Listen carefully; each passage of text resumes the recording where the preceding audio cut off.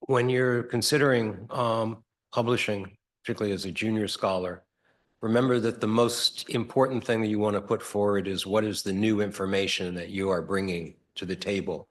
Hence, if you write a theory paper focusing on a theory of the world, a senior scholar maybe might get that published just because of their name, but you will not. And also, you will not be making a contribution to the field because what you'll be discussing is secondary. Most of you have new information, new insights. You should be focusing on that. And remember that you don't have to put everything that you know into one paper. I've often received papers that are actually 3 papers, any one of which would have been quite good, but the 3 things together don't work. So you should be thinking about how you should do this and realize that regional journals like Afghanistan, of which I have now taken over the editorship from Robert Cruz, is that we cover abroad. We can ancient history, we have archaeology, we have art history, we have anthropology, we have political science. It's a mix, but the main focus, of course, is it's got to be Afghanistan related. And so it's very wide, and the main thing you should decide right at the beginning, if your paper begins with methodology, it's probably not good for our journal. That should probably go into a journal where when you cite 5 people, the readers of that journal will know who you're talking about. Remember that for journals like Afghanistan, you're talking to a wider audience. So sometimes you have to explain what people in the field, your own field, would take for granted. Now, in terms of what you should be thinking of, our word limit is around 10,000 words, including bibliography. And one of the best ways to, when you start writing things up, is read other people's papers. Have some models for this. And remember that that the writing, the exposition is important. So when you're writing, after you've finished writing, give it to one of your colleagues. Don't send it directly to the journal. Does it make sense to them? Does it read well? You might even read a few paragraphs out aloud, because then you might discover you have a sentence that runs 1.5 pages, and if you can't get through it in one breath, it probably needs rewriting. The more things that are rewritten, the better they become.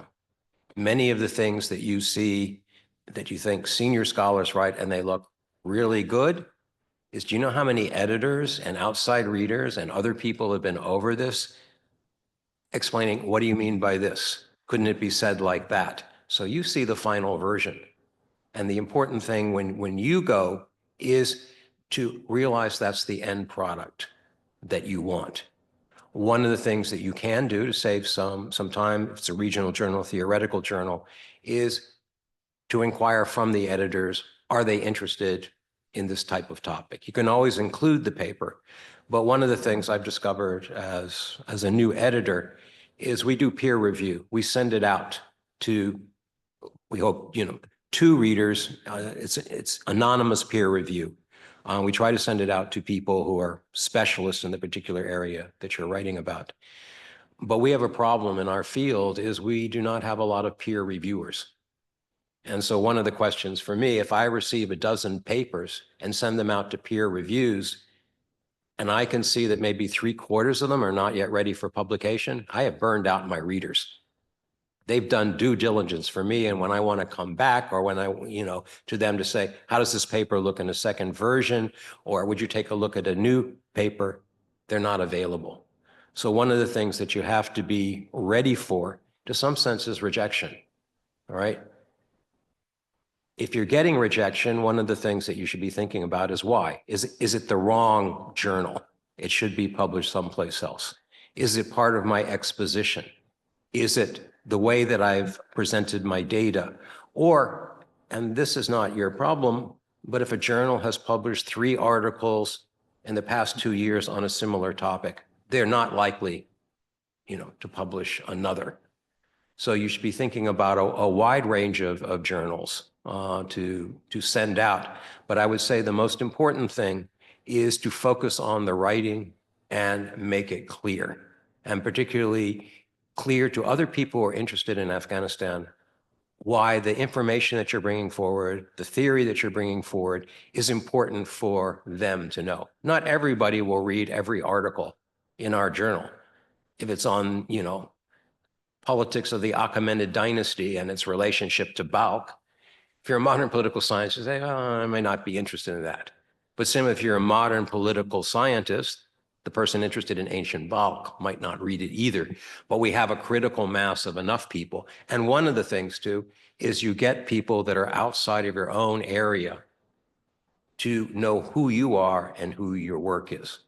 So I would say the most important thing when you're thinking about submitting is not to submit the earliest draft, but to really work on it so that you and some of your, you've got other junior colleagues, you've got other people, you've got advisors, send it to them and say, well, what do you think about this? Get a lot of feedback before you send it to a journal, because the easiest way to be rejected is the paper has a lot of major problems that could have been corrected before they were even submitted.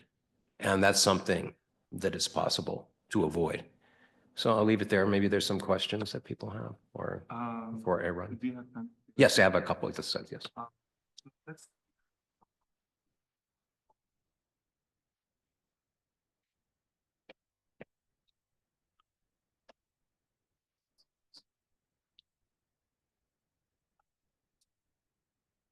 Well, we're still working on that. I mean, right now it's a one-horse shop, okay? So I have one stall, you can send it to me. But no, but I will be calling, and particularly I've talked to some of my senior colleagues here, and also institutional members of AIS. We really need to expand the number of people that are involved in the journal. Not only to make the work easier, but in terms of soliciting articles, but also in getting very quick feedback. Because I don't know this, I received a very nice article on literature. I don't know anything about it, but I have a colleague at Boston University who is very up on that. And he said, there's nothing wrong with it, but it repeats stuff that's well known in the field. I wouldn't have known that, but I got that really quick.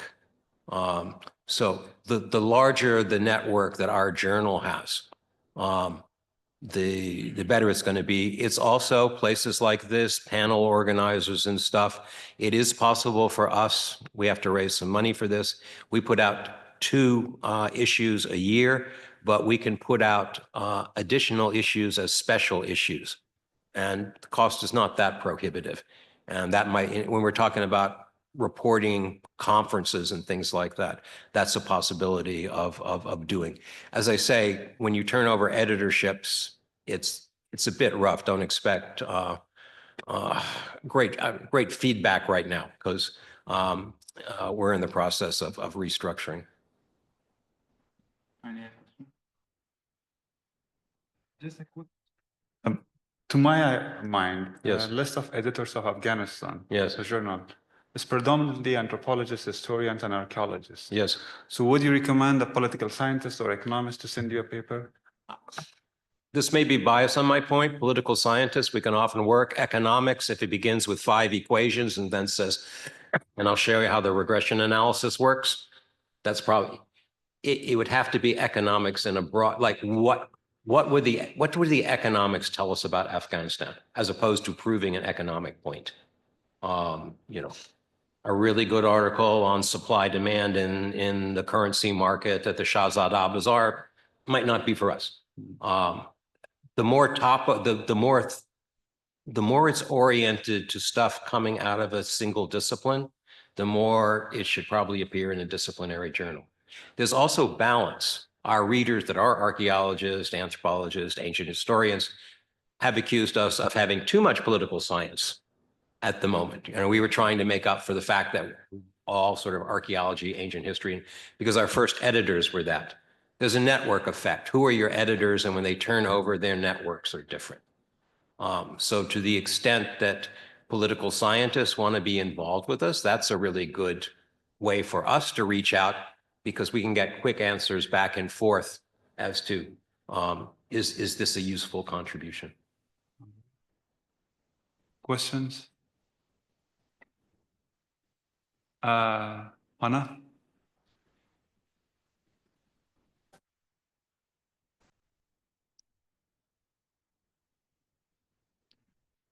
At the moment, we have no prizes for anything because we're hopeful even it's a prize for us to get the issue out. In the future, we may be looking for that, but at the moment, we're not yet at that stage. And certainly, if they're, for example, if usually what you get for something like that is, like, say, if there's a conference like this and it selects 3 of the best papers for the conference, we take, that's something that we would mention in the bottom, but also it tells us something that out of a conference on political science, these were considered by the organizers, whatever, as the 2 best papers. That would grab our attention, you know. So I would say the prizes should probably come from the units that produce them and not the journals. Journals don't usually give out prizes. Okay. All right. Thank you, Professor. Okay. And I want to thank everybody to be here. I apologize for having to leave late. I'm always concerned about government shutdowns in airports. So I sincerely hope I will not see you tonight, but thank you all for coming. And it's just been a wonderful conference. Thank you. Safe travel.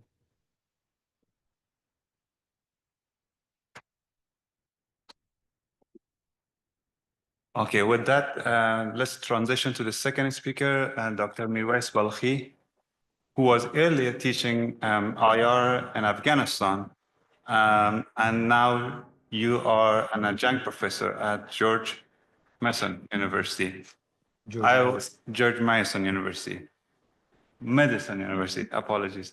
What I would like to ask you is, tell us about your experience of publishing as an academic in Afghanistan, and what sort of challenges those who came to the West, particularly the United States, face in terms of having access to publications and top-tier journals.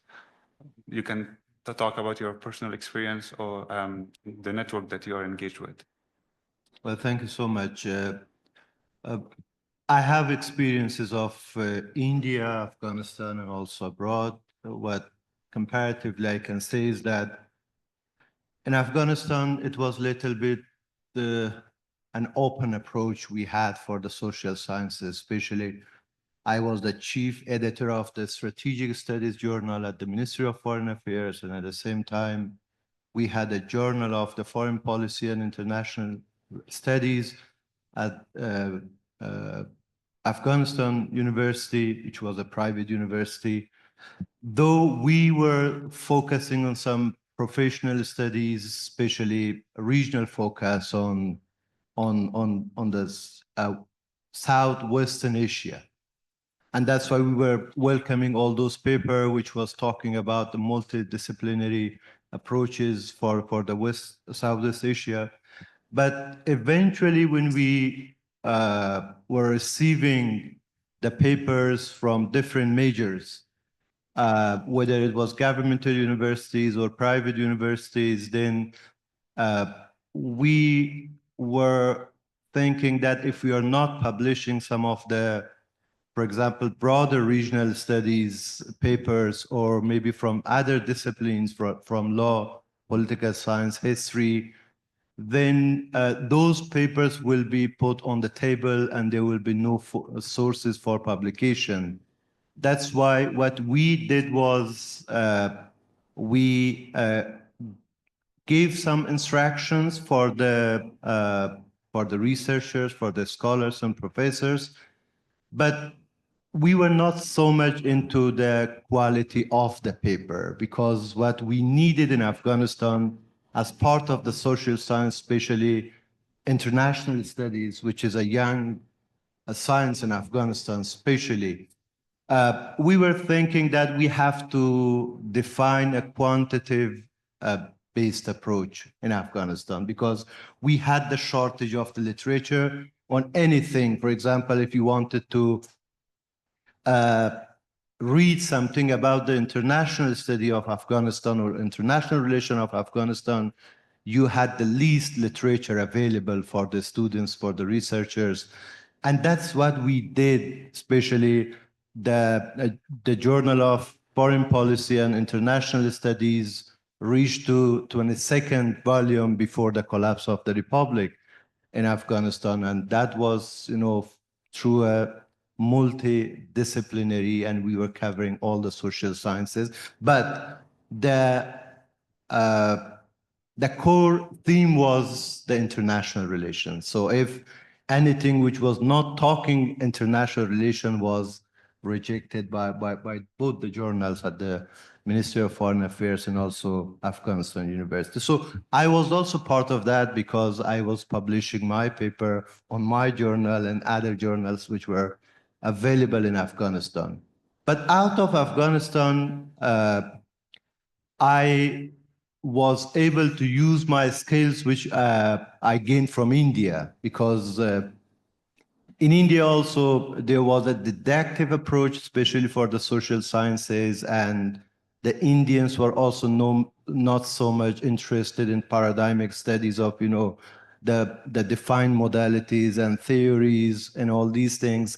So that was a little bit easy for us to publish in some of the regional studies journal, for example, the connections or the region in the Routledge, or some of the Central Asian studies, Asia survey, and some of these kind of, journals we had available. But when it came to that theoretical approach of the paper, we faced some problems, because that is what I did not have the experience myself personally.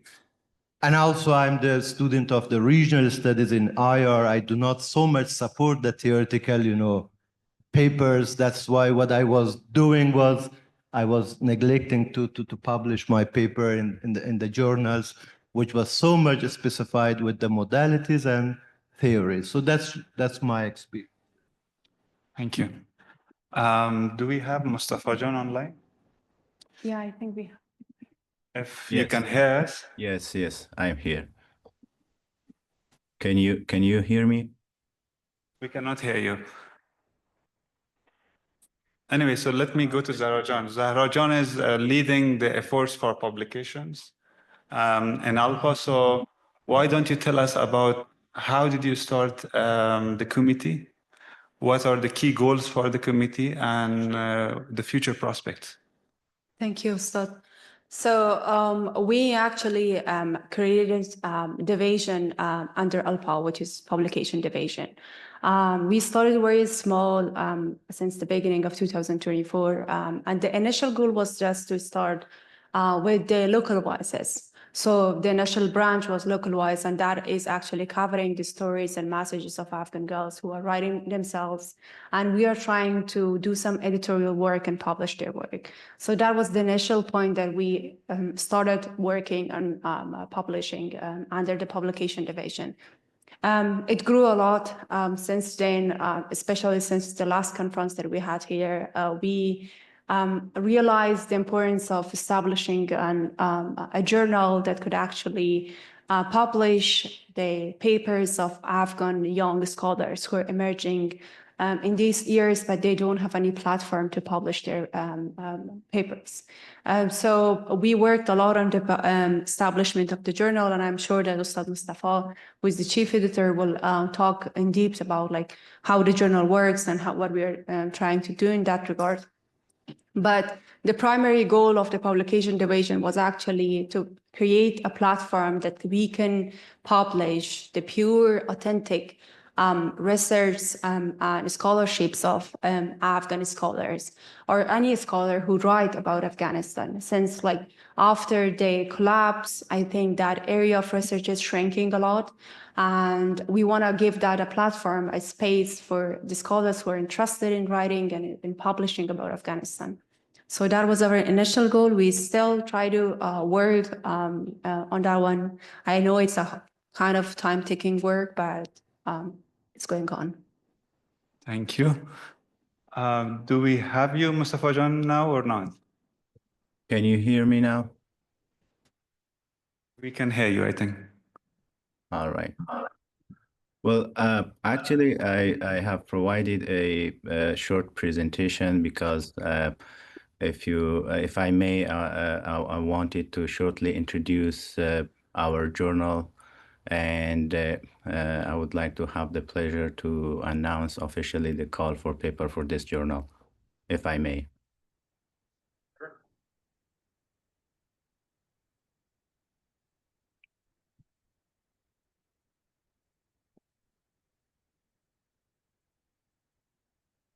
First of all, my apologies. This is not actually my voice. Well, I got a flu, a severe flu. I hope I had my flu shot earlier.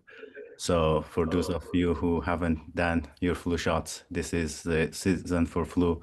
I would definitely recommend you guys to have your flu shots. Well, first, let me try to see if I can share my presentation.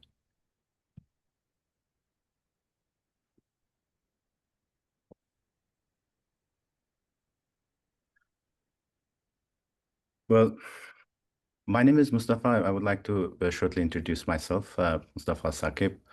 I serve as a visiting and co-adjunct scholar and professor at Rutgers University, Camden, and currently I serve as the editor-in-chief of the ALPA Journal of Interdisciplinary Studies.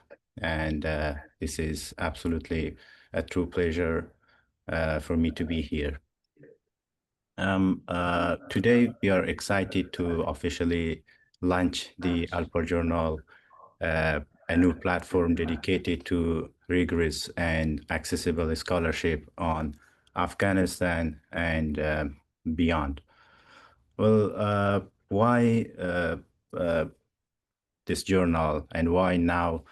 As Dr. Balkhi explained, that we have a lot of shortages in knowledge and academia, especially on Afghanistan, focusing on Afghanistan, and particularly after the incidents of 2021, many academic publications stopped due to the restrictions, lack of funding, and lose of sponsorship. And those academic publications were run by young scholars who were mainly displaced. So with ALPA community, we recognize this void, and ALPA stepped in to fill this gap. And by recognizing the network of scholars, both those who are inside Afghanistan and those who are outside of Afghanistan. So we decided to fill this gap. About our mission and the scope, our mission is clear: to publish peer-reviewed research that advances understanding of Afghanistan's political, legal, and social landscapes. So we are proudly interdisciplinary with a focus on law and political science, governance, and public administration, human rights, and international law, conflict resolution, and peace buildings. So this journal is kind of biannual, published, and we also adhere the academic standards.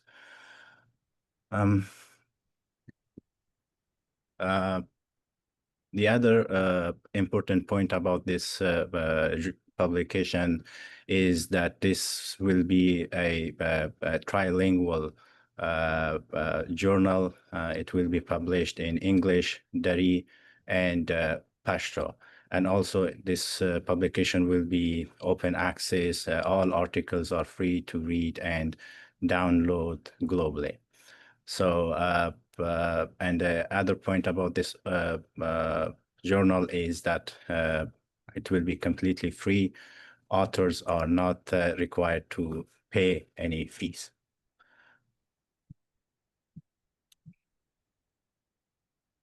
I would like to take the opportunity and acknowledge our members.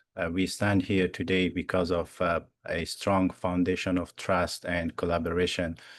We are deeply grateful to our editorial board members who bring credibility and vision to, and also I would like to appreciate our volunteer reviewers who ensure quality of our work for this journal.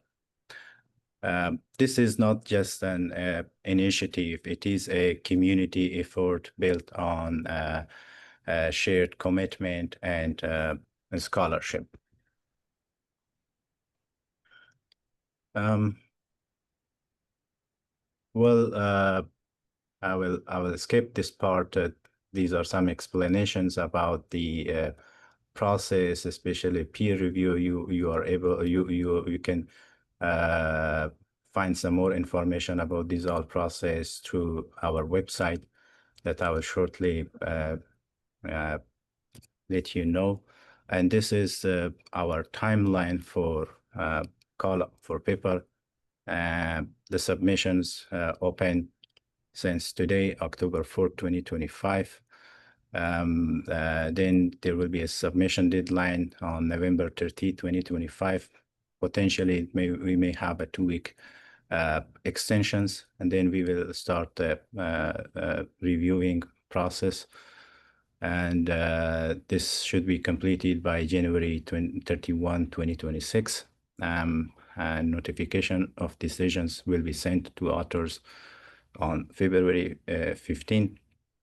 And then final revisions are due March 30, 2026. And finally, the publication date is planned on April 15, 26, inshallah.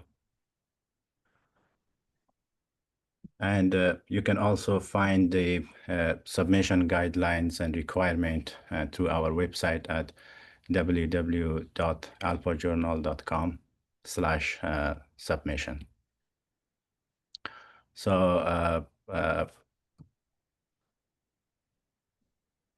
I think this is it. In closing, I would like to say that ALPA Journal of Interdisciplinary Studies is more than just a publication. It is a platform to preserve, amplify, and expand Afghan and regional scholarship and dialogue with global academia.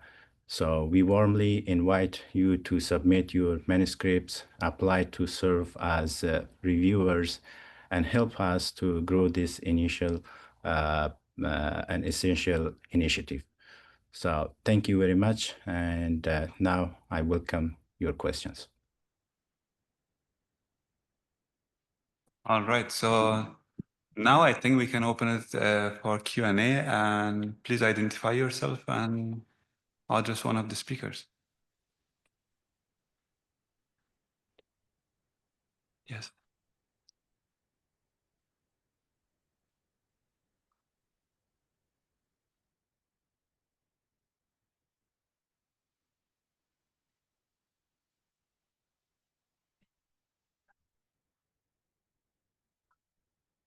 And we have to find these for our so I'm happy to say it looks more out of this because there is not much legislative action taken into account.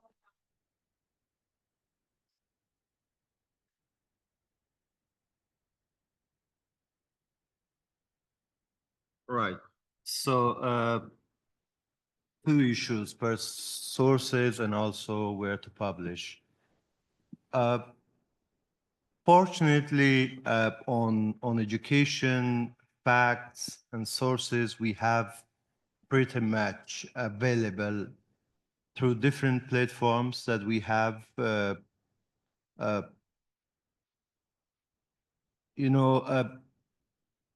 Few people, they refer to the Ministry of Education data.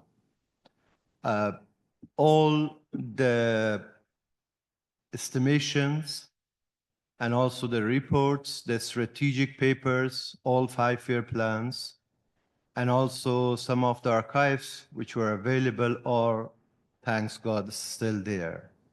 And even the complete curriculum, the most updated one, the ACR books, the literacy books, and complementary books, and the whole subject. So that's one source. At the same time, on archive.net, we have pretty enough data available again from the sources inside Afghanistan.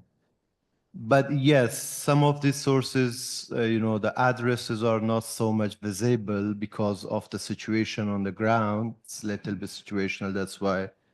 But these sources are there. You can use all of them. At the same time, the critical condition on girls' education, on madrasification, and also transformation of the modern education to conservative or cuts on the curriculum, all the policies that the Taliban they have, they frankly state all these things. So nothing is hidden on the ground. That's why through the statements, through the news, through the websites, and also the partners of education, we have to follow some of the partners of education, especially international partners of education. They are periodically reporting from Afghanistan based on statistics and all these they gather. So that's why we have that available. And still, if any of you doing research on education in Afghanistan needs any source or data, I'm always available, and I'm already doing with many of these people. For the sources of the publication, if it's in English, still there are many journals which they are focused on education. Routledge has one on education. And then there is the Education and Science of Malaysia, which is focused on Eastern region and southeastern region, and they are publishing Afghanistan. They are covering Afghanistan. They have published already papers on Afghanistan. There are special reports through some of the institutions and think tanks, which are again focused on culture and education, higher education, vocational training in Afghanistan and Pakistan and in India, especially South Asia. They are also a platform for publication. Some of the UN agencies also are publishing some of the special issues as a pamphlets or something like that. That's not a book, that's not a paper, it's something special. For example, UNESCO is doing the same, UNICEF is doing the same. So you have all these platforms to publish. Sources are available and publication addresses are also available at the same time. Sharif, you say. Who is it? Thank you. Just a question. I'm thinking about the Afghans inside. So, like my students and others. So, if we are to publish people from inside Afghanistan, given the barbarism of Taliban and all the connections, is there any specific policy on how to anonymize these people to kind of protect their identities and stuff? And if we do, just to make sure that they are secure, I believe if we can kind of spread the news that people's thoughts, ideas, and papers could be published in this while we're protecting their identities. Is there any specific policy for that? I assume it will be mostly both in all three languages, Persian, and I have a few papers from my students, but I'm scared to share, and they ask me to where to publish it. So, do we have a policy for that? Are you asking the journal, the ALPA journal, or The ALPA journal, and also anybody's suggestions on how to anonymize these people without erasing their identities when they publish from inside. that's a critical Thank you. question. Yeah. You want to take? Yeah, of course. First of all, we have to accept that it's a non-conventional situation in Afghanistan. So for anything, you do not have a defined process or policy. We we care individually, especially nowadays, the authors, they are sending papers and books from Afghanistan, from different, and some of these books are anti-Taliban also. You can see there the title, the literature, even the book cover.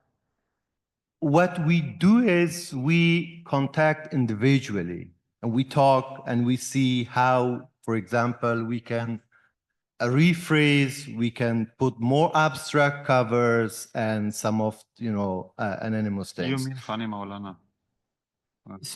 Kabul School and Okay. Khane Maulana, both sources. That's why, for example, recently we published Federalism in Asia.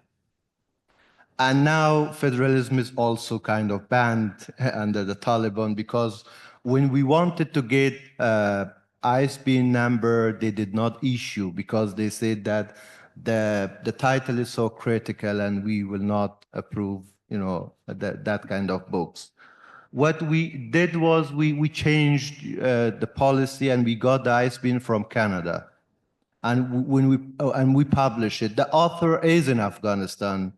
And he himself was saying that, I have just 1 month and I'll get out of Afghanistan, so no problem. You start the process, until that I'll get out of Afghanistan. It is situational, individual, and you have to solve based on the circumstances. ALPA, Dr. Mustafa?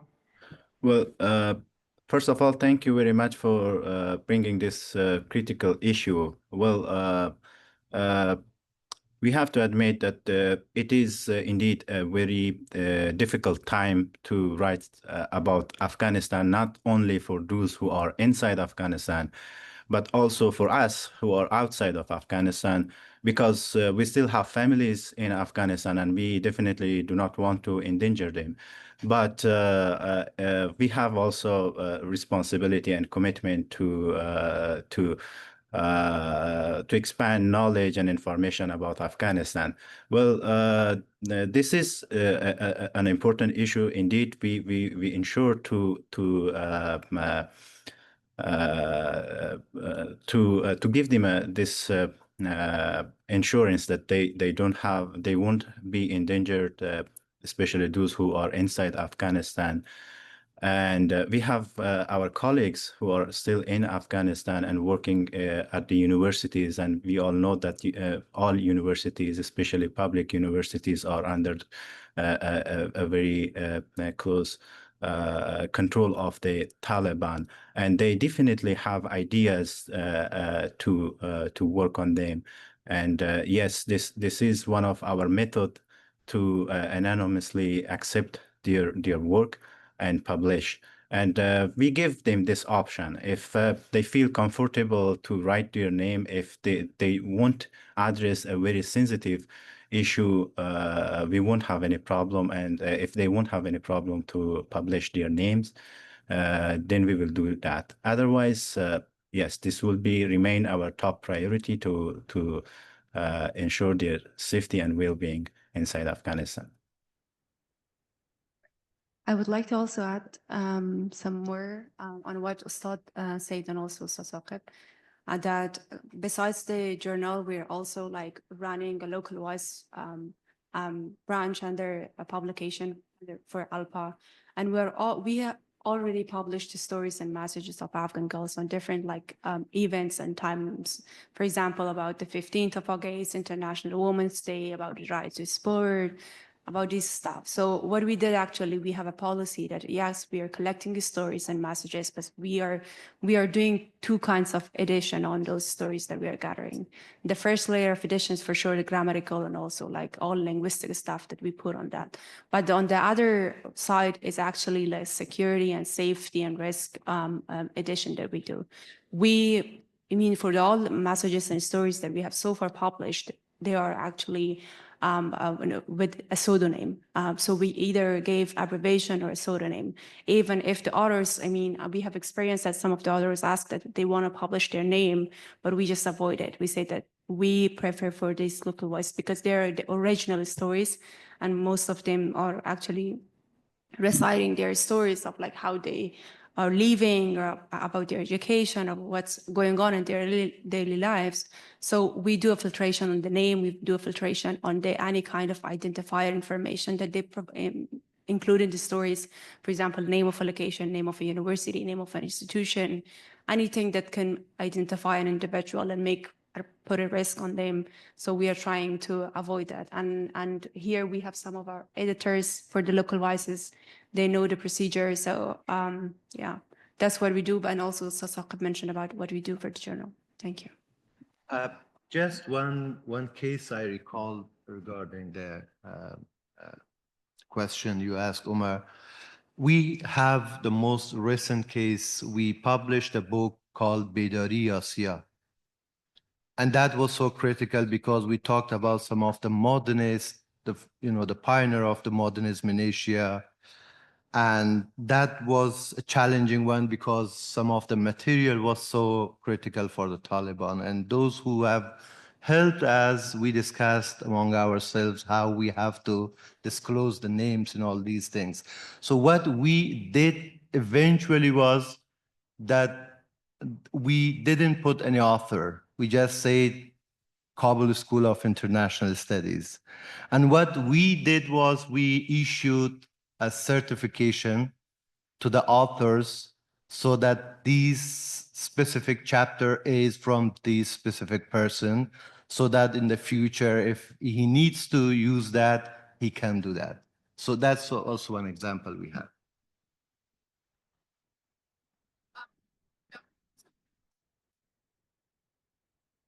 ALPA upcoming submission deadline.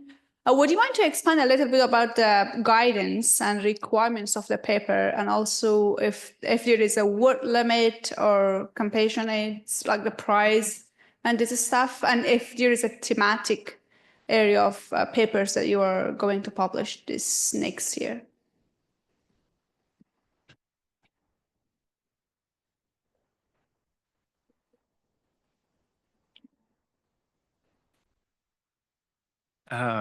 Dr. Saqib, Yes. did you hear us?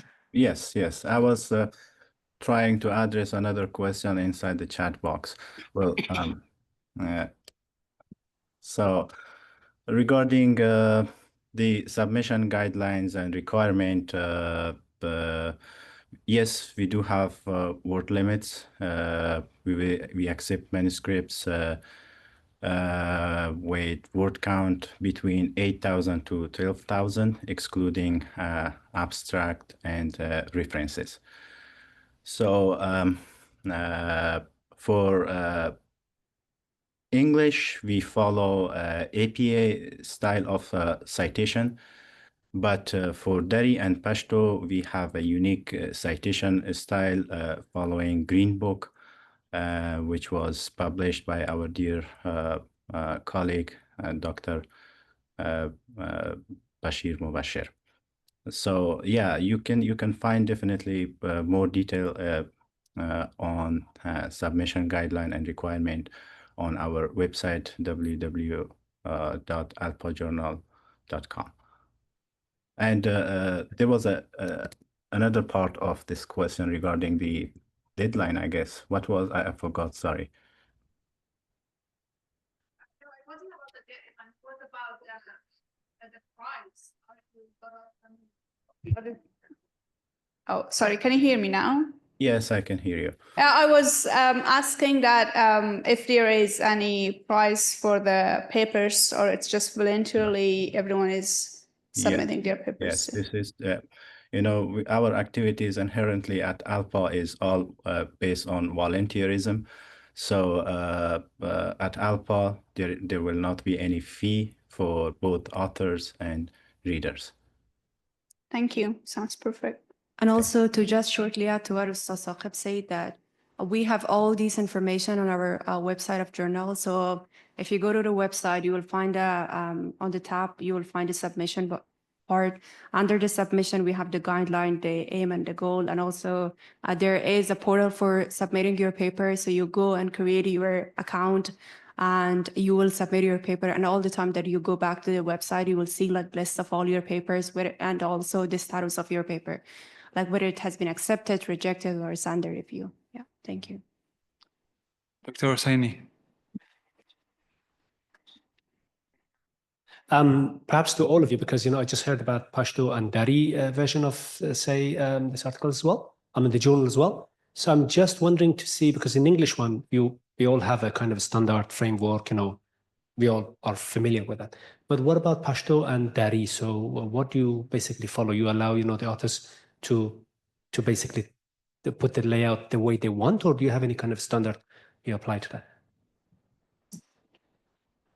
Thank you again for this excellent question. Well, of course, we have standard for Dari and Pashto. As I mentioned, we follow citation style based on Green Book.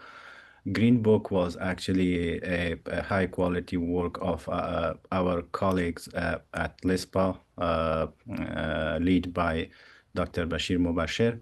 And I guess it was published before the collapse of the Islamic Republic state. And it was endorsed by the Ministry of Higher Education at that time. So therefore, we will follow our citation and all formatting style based on the Green Book. And also, if you would like to have a copy of Green Book, it's available on the website, so you can go and download the Green Book. For books, both for Farsi and Pashto, we do not follow any guideline because different authors in Afghanistan, they have different styles. And initially, we were so much perfectionist. We thought to, follow all the international standards and styles. But after some time, there were good books, good contents, and we wanted to offer some proposal and asking for changes they were not doing or they were not able to because, for example, referencing is always updating. APA, if it's APA, you have all the versions. Some people, they have all the versions. Some people, they have the newer version. The only thing we are asking for both the languages is that you have to follow one style of referencing, for example, or if it is quotation, or if it is, for example, different other, necessary things. We have to unify the whole content, the whole manuscript into a single style, and then that's it. And at the same time, the books are also different because some books are informative, some books are explanatory, some books are applied studies, some are comparative, and all these, contents have different specific styles. That's why we are open based on the situation in Afghanistan. One question, yes, please.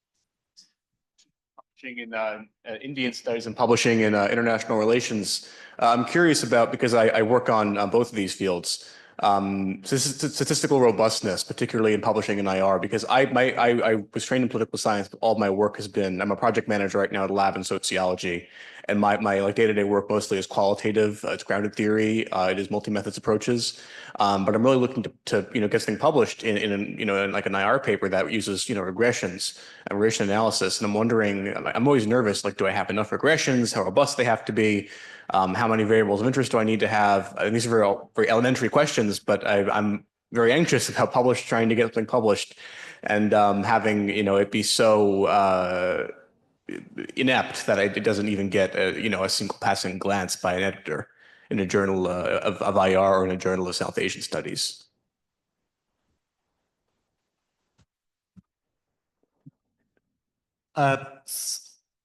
The journal that we had in Afghanistan in Farsi and Pashto, what we were doing, if the paper was a theoretical one, of course we were demanding to see how the theory was applied into the whole paper, and that's why we were seeing the indicators and we were seeing the methods, and especially what we have as a shortcoming. I'm sure most of the Eastern countries, we see that. Even some of the Russian journals, when I was following, they had the same problem. that sometimes the facts were on the one side and the theory was on the other side, and sometimes it was so much contested. Even the facts were rejecting the theories itself. So because that's so much skillful, method, and we hardly learn that. So what we were doing is we were just looking at how the theory was applied throughout the paper, and that's what that was it for us. But sometimes, if the paper was a regional bottom-up approach, we were not only thinking about the theory, but we were reducing and removing the theoretical perspective of that. And we were seeing that how the explanation of the bottom-up approach was done correctly in the paper. That's for journals. Do you have Dr. Satarzi?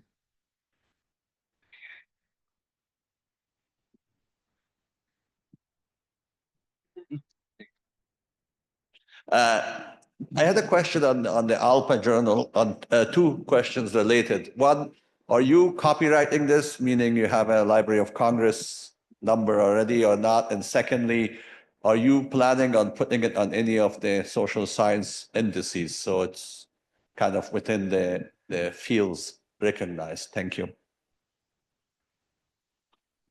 Thank you. Thank you very much for your question. Our work is actually a work in progress. We did an inquiry with the Library of Congress to obtain the special international standard number, as we are now based in the United States.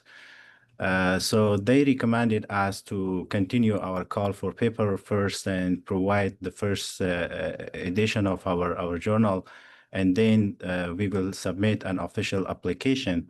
Then it will be reviewed, and they will make a decision regarding obtaining a number. Yes.